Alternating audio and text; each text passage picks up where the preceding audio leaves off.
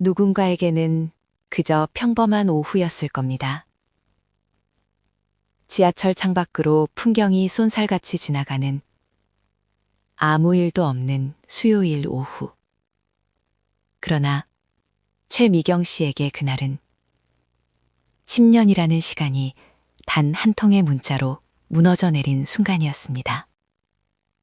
남동생이 보낸 짧은 메시지였습니다. 어머니의 검사 결과가 나왔으니 빨리 내려오라는 그 몇 글자짜리 문장이었습니다. 미경 씨는 한동안 화면을 바라보았습니다. 손가락 하나 움직이지 않았습니다.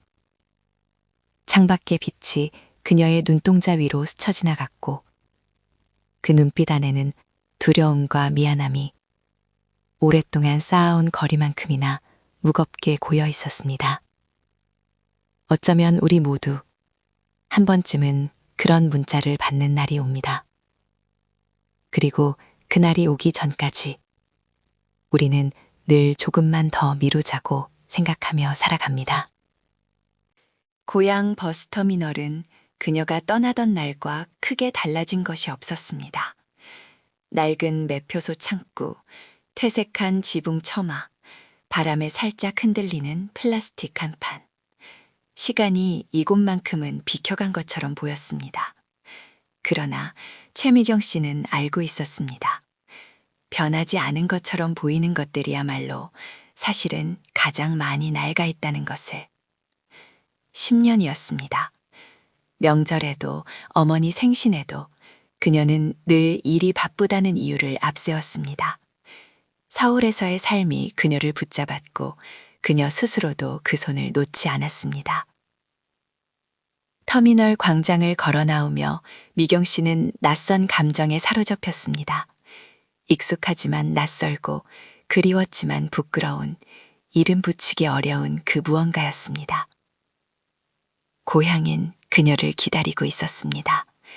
아무런 원망도 없이 그저 조용히. 골목 끝 순잔의 식당은 여전히 그 자리에 있었습니다.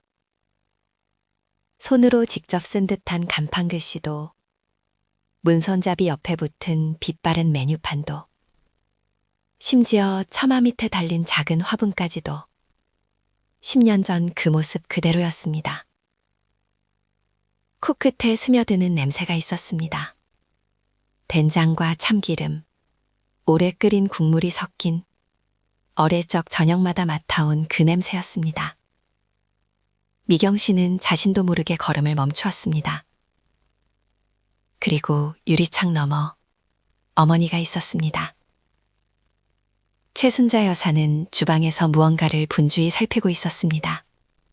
등이 조금 굽고 움직임이 예전보다 느렸습니다. 미경 씨가 문을 열고 들어서자 어머니는 고개를 돌렸습니다. 그런데 잠시 멈추었습니다. 딸의 얼굴을 보면서도 어머니는 바로 알아보지 못했습니다. 그 짧은 침묵이 미경 씨의 가슴 한가운데를 천천히 파고들었습니다. 병원 상담실은 좁고 조용했습니다. 의사는 차분한 목소리로 검사 결과를 설명했습니다. 경도 인지장애, 초기 단계이지만 앞으로의 변화를 주의 깊게 살펴야 한다는 이야기였습니다. 최준혁 씨는 아무 말도 하지 않았습니다. 그저 팔짱을 끼고 정면을 바라볼 뿐이었습니다. 그러나 미경 씨는 느꼈습니다. 동생의 눈빛 안에 담긴 것이 무엇인지를. 이제야 왔느냐는 말 대신 쌓인 그 눈빛을. 미경 씨는 아무것도 반박하지 못했습니다. 서운하다거나 억울하다는 생각도 들지 않았습니다. 그저 가슴 밑바닥 어딘가에서 오랫동안 외면해온 죄책감이 천천히 모습을 드러내는 것을 느꼈습니다. 어머니가 조금씩 달라지고 있는 동안 자신은 어디에 있었던가. 그 물음이 상담실의 형광등 불빛 아래 선명하게 떠올랐습니다. 남매는 귀갓길에도 오랫동안 말이 없었습니다. 저녁이 되자 어머니는 주방으로 들어갔습니다. 50년 가까이 해온 일이었습니다. 눈 감고도 할 수 있다던 어머니의 된장찌개였습니다. 그러나 최순자 여사의 손은 오늘따라 조금 헤매고 있었습니다. 두부를 냄비에 넣고 나서 잠시 후 다시 두부를 집어들었습니다.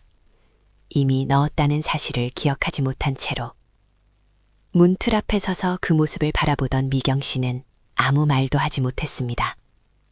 뛰어들어가 붙잡고 싶은 마음과 그냥 모른 척 지나가고 싶은 마음이 동시에 밀려왔습니다. 결국 그녀가 선택한 것은 조용히 옆에 앉는 일이었습니다. 어머니의 옆자리에 아무 말 없이 앉아 그저 함께 있는 것. 10년의 공백을 한꺼번에 메울 수는 없다는 것을 미경 씨는 알고 있었습니다.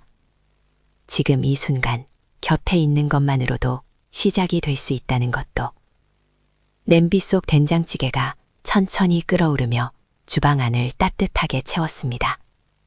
밤이 깊어 어머니가 잠든 뒤 미경 씨는 방 안을 조용히 살폈습니다.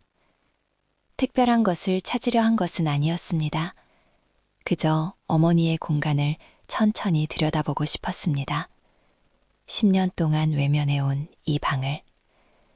서랍 한편에 작은 수첩 하나가 있었습니다. 표지는 낡아 색이 바랬고 모서리는 오래 손에 쥐어진 듯 부드럽게 달아 있었습니다. 미경 씨는 조심스럽게 첫 장을 펼쳤습니다. 그리고 거기 어머니의 글씨가 있었습니다.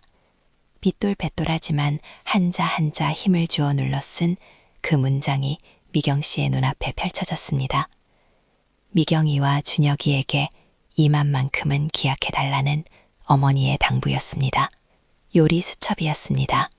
평생 식당을 지켜온 어머니가 자신의 손맛을 잊어버리기 전에 아이들을 위해 남겨놓은 기록이었습니다. 미경 씨는 한동안 그 자리에서 움직이지 못했습니다. 눈물이 나려는 것을 꾹 참으며 수첩을 가슴에 꼭 안았습니다.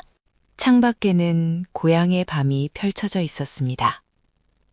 가로등 불빛 아래 조용한 골목. 낮에는 보이지 않던 것들이 어둠 속에서 오히려 선명하게 느껴지는 밤이었습니다.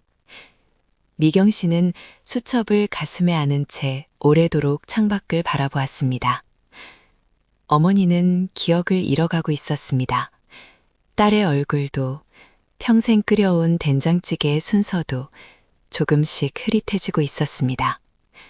그 사실이 두렵고 슬펐습니다. 그러나 이 수첩이 있었습니다. 어머니가 잊기 전에 사랑하는 사람들을 위해 남겨놓은 이 작은 기록이. 미경 씨는 생각했습니다.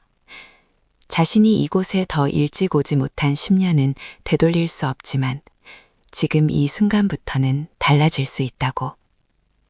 어머니의 맛을 지키는 것, 그 손길 옆에 함께 있는 것, 그것이 지금 자신이 할 수 있는 일이라고 미경 씨는 조용히 다짐했습니다. 멀리 어머니 방의 불빛이 천천히 꺼졌습니다.